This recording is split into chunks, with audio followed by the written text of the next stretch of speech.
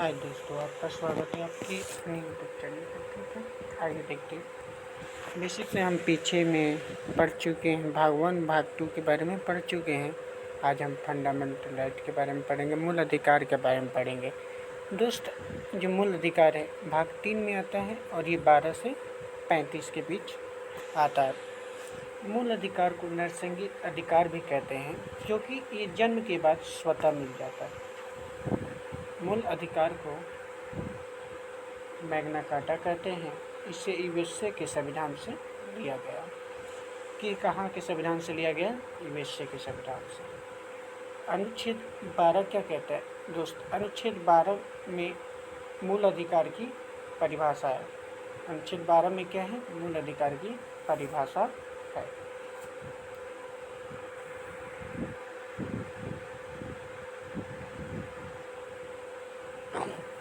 जो अनुच्छेद हमारा 13 है, यदि हमारे मूल अधिकार को किसी दूसरे मूल अधिकार प्रभावित करे तो हमारे मूल अधिकार पर रोक लगाया जा सकता है। यदि हमारे मूल अधिकार किसी दूसरे को नुकसान पहुंचा रहा है तो हमारे मूल अधिकार को क्या रोक लगाया जा सकता है, जिसे अल्पीकरण कहा जाता है। एक होता है समता या समानता का अधिकार, ये 14 से 18 के बीच है। तो 14 में दोस्तों ये कहा गया कि विधि के समक्ष समानता अर्थात कानून सबके लिए समान होगी। यह व्यवस्था कहाँ से ली गई है? ब्रिटेन से ली गई है। जबकि कानून के समान संरक्षण ये व्यवस्था अमेरिका से ली गई है। दोनों चीज़ को हमें याद रखना होगा। आगे चलिए।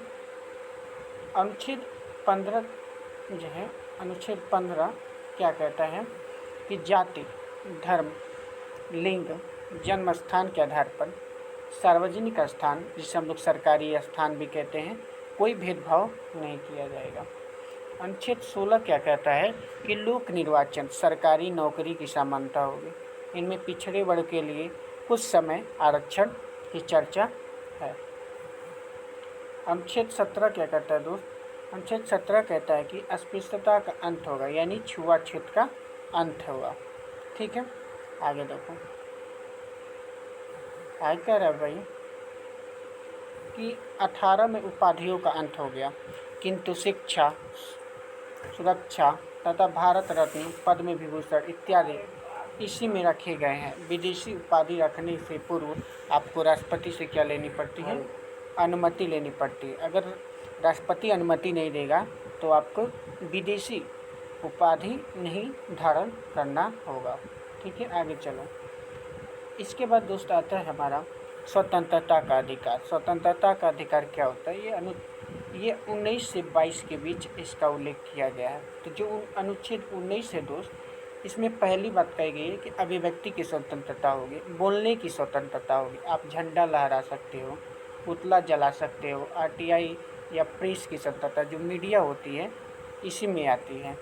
जो न्यूज़पेपर होता है, सारी चीज़ें अनुच्छेद 19 अ में आती है। ठीक है, या एक कह सकते हो। बिना हथियार के सभा की स्वतंत्रता होती है। आप कहीं भी बिना हथियार के शांतिपूर्वक सभा कर सकते हैं। संगठन बनाने की आपकी स्वतंत्रता होती है। आप संगठन भी बना सकते हैं बिना रोक टोक के। आप चारों ओर भारत के अंदर घूम सकते हैं। भारत में किसी भी क्षेत्र में आपको बसने की स्वतंत्रता दी गई है कि आप किसी भी क्षेत्र में घूम सकते हैं। भारत के किसी क्षेत्र में आपको बसने की भी स्वतंत्रता है। आप यहाँ हैं, आजकल दिल्ली में चले जाइए, परसों इलाहाबाद में जाकर बच सकते हैं, कहीं भी जाकर आप बच सकते हैं। आपको ये स्वतंत्रता है। एक होता है आपकी क्या, संपत्ति का अधिकार। अब यह मूल अधिकार नहीं रहा। पहले ये मूल, जब संविधान बना तो ये मूल अधिकार था, तो अब इसे बदल दिया गया। अब इसे क्या बना दिया गया? कानूनी अधिकार बना दिया गया। संपत्ति के अधिकार को 44वें संविधान संशोधन द्वारा 1978 में मौलिक अधिकार से हटा दिया गया। अब इसे अनुच्छेद 300 क के तहत कानूनी अधिकार में रखा गया है। अनुच्छेद 19(7) में क्या क्या दोस्तों कि व्यवसाय करने की आपको क्या होगी? स्वतंत्रता होगी। आप कोई भी व्यवसाय कर सकते हो। जरूरी नहीं है कि ये धर्म के हो तो यही व्यवसाय करोगे, कोई भी व्यवसाय आप कर सकते हो। अनुच्छेद 20 क्या करता है? इसमें 3 प्रकार की स्वतंत्रता दी गई है। पहली स्वतंत्रता एक गलती की आपको एक ही सज़ा होगी। अगर आपने एक गलती की उसकी 2 सज़ाएँ नहीं हो सकती। सज़ा उस समय के कानून के आधार पर दी जाएगी जिस समय आपने ये गलती की या अपराध किया। उससे पहले और उसके बाद के कानून के अनुसार आपको सज़ा नहीं दी जाएगी। और तीसरी बात कही गई कि सज़ा के बाद कैदी को संरक्षण दिया जाता है। अनुच्छेद 20 में ही इम्पोर्टेंट चीज़ है कि अनुच्छेद 20 के अनुसार जब तक किसी व्यक्ति को न्यायालय दोषी करार नहीं देता तब तक उसे अपराधी नहीं समझा जाएगा। तब तक क्या उसे अपराधी नहीं समझा जाएगा। 1921 में क्या कहा गया? 1921 में कहा गया इसे प्राण एवं दैविक स्वतंत्रता है। इसी के कारण अधिक धुआं वाले वाहन या बिना हेलमेट वाले व्यक्ति को पुलिस चालान काटती है। अनुच्छेद 21 में ही निजता का अधिकार जोड़ दिया गया है। अब हमारी गोपनीयता की जानकारी का कोई भी उजागर नहीं कर सकता। कोई व्यक्ति अगर आपकी गोपनीयता का उजागर करता है अनुच्छेद 21 के तहत, आप उस पर क्या कर सकते, क्लेम कर सकते हो भाई। ठीक, अनुच्छेद इसमें नोट क्या है कि अनुच्छेद 20 तथा अनुच्छेद 21 को आपातकाल के दौरान नहीं रोका जा सकता, अतः इसे सबसे शक्तिशाली मूल अधिकार कहते हैं। आगे क्या कहा गया? 19 क में कहा गया, अनुच्छेद 21 क में कहा गया कि 6 से 14 वर्ष के बच्चे को निःशुल्क प्राथमिक शिक्षा का अधिकार है। इसे 86वां संविधान संशोधन 2002 में जोड़ा गया था। आगे चलिए दोस्तों, आगे दिया है व्यक्ति को गिरफ्तार करने से पहले वारंट का कारण बताना। अगर आप किसी को गिरफ्तार कर रहे हो तो उसको गिरफ्तार करने का कारण बताना होगा। 24 घंटे के अंदर उसे न्यायालय में सशरीर द्वारा उसको सशरीर सहित आपको प्रस्तुत करना होगा। इस 24 घंटे में यातायात अवकाश का समय नहीं गिना जाएगा। गिरफ्तार व्यक्ति को अपने पसंद का वकील रखने का क्या है वो अधिकार, वो कोई भी वकील रख सकता है अपने बचाव के लिए। अगला हमारा निवारक विरोध अधिनियम। इसकी चर्चा अनुच्छेद 22 के 4 में है। इसका उद्देश्य किसी व्यक्ति को सज़ा देना नहीं बल्कि अपराध करने से रोकना है। अगर कोई व्यक्ति अपराध कर रहा है तो उसे सज़ा नहीं, उसे अपराध करने से रोकना है। ठीक, रोकना है। इस कानून के तहत पुलिस शक के आधार पर किसी भी व्यक्ति को बिना कारण बताए अधिकतम 3 महीने तक गिरफ्तार या नज़रबंद कर सकती है। नज़रबंद क्या कहलाता है? जो ये नज़रबंद होता है इसका मतलब किसी व्यक्ति को जब समाज से मिलने नहीं दिया,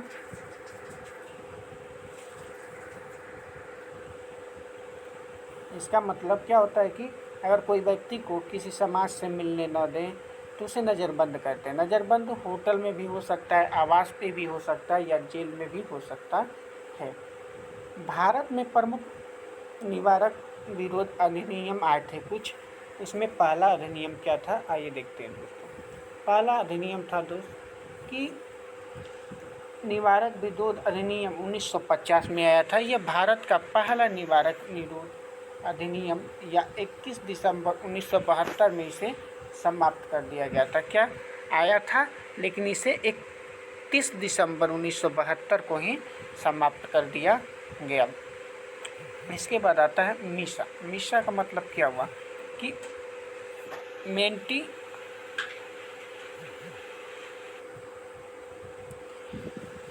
मीसा, इसे 1971 में लाया गया किंतु इसका सार्वजनिक दुरुपयोग ही हुआ जिस कारण इसे 1978 में ही समाप्त कर दिया गया। आगे आता है हमारा राष्ट्रीय सुरक्षा कानून, जिसे हम लोग शॉर्ट में कहते हैं रासुका। इसे 1980 में लाया गया था दोस्त। कब लाया गया था? 1980 में लाया गया था।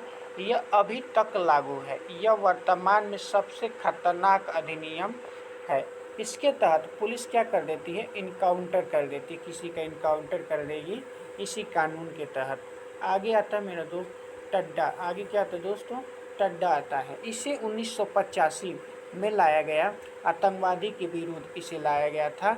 दुरुपयोग होने के कारण इसका भी दुरुपयोग किया गया और ये 23 मई 1995 में इसे समाप्त कर दिया गया। आगे आता है हमारा दोस्त, क्या आता है दोस्तों, पोटा। पोटा का मतलब क्या होता है बताओ, कि यह भी एक आतंकवादी पर लगाया जाता है, आतंकवादियों पर लगाया जाता है। इसे 2001 में प्रारंभ किया गया तथा 2004 में ही समाप्त कर दिया गया। आगे आता है मेरे दोस्तों, शोषण के विरुद्ध अधिकार। शोषण के विरुद्ध अधिकार, ये आर्टिकल 23 से लेकर 24 के तक अंदर रखा गया है। ठीक है, 23 में कहा गया कि बाल श्रम, बाल श्रम या जबरदस्ती श्रम या बेरोजगारी बिना वेतन पर रोक लगाया, यानी आप बिना वेतन के कहीं अपने मन से काम, कोई ज़बरदस्ती आपसे कोई काम नहीं करा सकता है। किंतु राष्ट्रीय सुरक्षा के मुद्दे पर बलात् श्रम या बेगारी कराया जा सकती है। अगर राष्ट्रीय मुद्दा आता है तो आप वहाँ पर कर सकते हो, लेकिन और किसी के प्राइवेट सेक्टर के जोर ज़बरदस्ती पर आप ये काम नहीं कर सकते हो। आगे का कहा गया कि अनुच्छेद 14 में कहा गया कि 24 वर्ष से कम उम्र वाले बच्चों को खतरनाक काम में नहीं लगाया जाएगा। खतरनाक जो भी काम होगा उसमें नहीं लगाया जाएगा। आगे में दिया है कि अनुच्छेद 25 से 28 में आपको धार्मिक स्वतंत्रता का अधिकार दिया गया। अतः अंतःकरण जो 25 है, आर्टिकल 25, इसके तहत कहा गया कि अंतःकरण की चर्चा अर्थात व्यक्तिगत धार्मिक स्वतंत्रता की चर्चा। इसके तहत सिखों को निशान, तलवार, मुस्लिम को दाढ़ी, हिंदुओं को टिक्की रखने की स्वतंत्रता है। चाहे तो कुछ भी रखो भाई, आपको स्वतंत्रता है, धार्मिक स्वतंत्रता है कि आप कुछ भी कर सकते हो। अनुच्छेद 26 में कहा गया कि इसमें सामूहिक धार्मिक स्वतंत्रता, इसी के तहत यज्ञ, हवन, सड़क पर नमाज पढ़ने की अनुमति मिलती है। ठीक है भाई, आगे चलो। आप मस्जिद में नमाज पढ़ते हो, कहीं भी पढ़ सकते हो। आगे अनुच्छेद 27 में कहा गया कि धार्मिक कार्य के लिए रखा गया धन पर टैक्स नहीं लगाया जाता। आप अगर कोई अपना पैसा धार्मिक कार्य में लगाते हो तो उस धन पर क्या टैक्स नहीं लगाया जा सकता है। आगे क्या करें दोस्तों, अनुच्छेद 28 में कहा गया सरकारी धन से चल रहे संस्थान में धार्मिक शिक्षा नहीं दी जाएगी, यानी सरकारी स्कूलों में किसी धार्मिक, हिंदू के लिए या मुस्लिम के लिए कोई शिक्षा नहीं दी जाएगी। एक समान दोनों की शिक्षा दी जाएगी, जातिवाद की शिक्षा नहीं दी जाएगी। कोई भी अगर सरकारी है स्कूल है तो, प्राइवेट स्कूल है तो भाई आप कोई भी शिक्षा दे सकते हो। रिमार्क मतलब क्या होता है, रिमार्क मतलब संस्कृत की एक भाषा है, न कि हिंदू धार्मिक, क्या कह रहा है, न कि हिंदू धर्म की धार्मिक शिक्षा। इसी प्रकार उर्दू तथा अरबी एक भाषा है, न कि इस्लाम धर्म की शिक्षा। अतः सरकारी मदरसा अनुच्छेद 28 का उल्लंघन नहीं कर सकते। आगे देखो दोस्तों, आ रहा है हमारा क्या, कि संस्कृति तथा शिक्षा संबंधी अधिकार 29 से लेकर आपको 30 तक दिया गया। आर्टिकल 29 में क्या कहा गया कि अल्पसंख्यकों के हितों के संरक्षण, इसमें अल्पसंख्यकों की रक्षा है और कहा गया कि किसी भी अल्पसंख्यक को उसकी भाषा, संस्कृति के आधार पर किसी संस्था में प्रवेश से नहीं रोक सकते। आप किसी भी संस्था में प्रवेश से नहीं रोक सकते। आर्टिकल 30 में कहा गया अल्पसंख्यकों का शिक्षा संचरण, क्या शिक्षा संचरण, अल्पसंख्यक यदि बहुसंख्यकों के बीच में शिक्षा लेने में संकोच कर रहा है तो अल्पसंख्यक अपने पसंद की संस्था खोल सकता है, सरकार भी उसे धन दे सकती है। अनुच्छेद 31 में कहा गया कि इसमें पैतृक संपत्ति की चर्चा की गई है, जो मूल अधिकार था, किंतु 44वां संविधान संशोधन 1978 में इसे कानूनी अधिकार बना दिया गया। संपत्ति की चर्चा भी पढ़ चुके हैं। और अनुच्छेद 300 में जोड़ दिया गया है इसे। रिमार्क क्या कहलाता है दोस्तों, रिमार्क क्या कहलाता है, अनुच्छेद 19(6) में अर्जित संपत्ति की चर्चा की गई है, जो कि पैतृक संपत्ति से संबंधित होता है। मूल अधिकार को हम से सरकार या जनता कोई भी छीन नहीं सकता, जबकि कानूनी अधिकार को जनता नहीं छीन सकती किंतु सरकार छीन सकती है। इसके लिए सरकार ने भूमि अधिग्रहण विधेयक लाया। आगे देखो दोस्तों क्या दिया है हमारे सामने कि संवैधानिक उपचारों का अधिकार, ये बहुत महत्वपूर्ण है, इसे हम लोग रीट के नाम से भी जाना जाते हैं। संवैधानिक उपचारों का अधिकार आर्टिकल 32 को मूल अधिकार बनाने वाला मूल अधिकार कहा जाता है, क्योंकि इसके द्वारा व्यक्ति कानून हनन के मामले पर सीधे सुप्रीम कोर्ट जा सकता है। सुप्रीम कोर्ट 5 प्रकार के रिट या याचिका या समावेश जारी करती है। पहली, बंदी प्रतिरक्षण, ठीक है, बंदी, इससे बंदी प्रतिरक्षण हुआ। पति से हो जाता है प्रतिषेध, परमेश्वर से हो जाता है परमादेश, उसका से होता है उत्प्रेषण और अधिकार से अधिकार रक्षा। इतने तरीके से आपको जो सुप्रीम कोर्ट है आपको रिट जारी कर सकती है।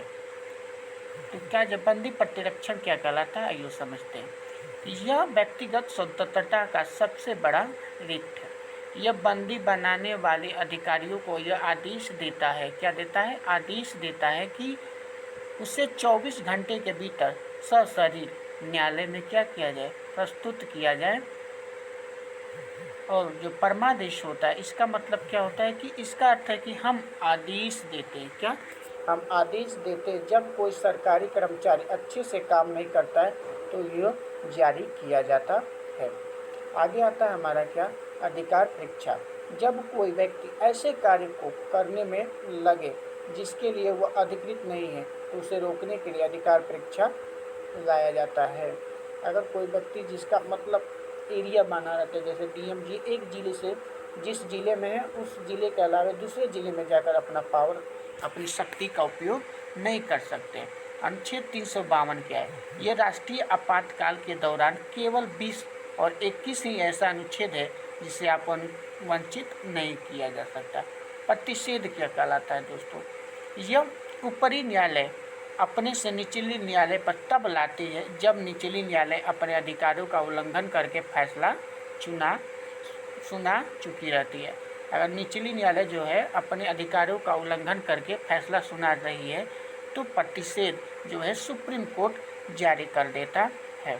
उत्प्रेषण क्या होता है, यह भी ऊपरी न्यायालय अपने से निचली न्यायालय पर लाती है जब निचली न्यायालय अपने अधिकार को उल्लंघन करके फैसला सुना चुकी रहती है। वहीं उसकी बात होगी। आगे चलते, अंबेडकर ने अनुच्छेद 32 को क्या कहा, संविधान की आत्मा कहा। तो क्वेश्चन ये बड़ा इंपॉर्टेंट है भाई, इस संविधान का आत्मा अंबेडकर जी ने किसे कहा, अनुच्छेद 32 को कहा था। किस भाग को संविधान की आत्मा कहते हैं, तो प्रस्तावना को। इसमें अंबेडकर जी ने कहा था और इसमें संविधान की आत्मा इसी तरह डायरेक्ट पूछ ले तो आपको क्या करना है, प्रस्तावना को हो। ठीक, नोट में क्या, ये 5 प्रकार के रिट को अनुच्छेद 226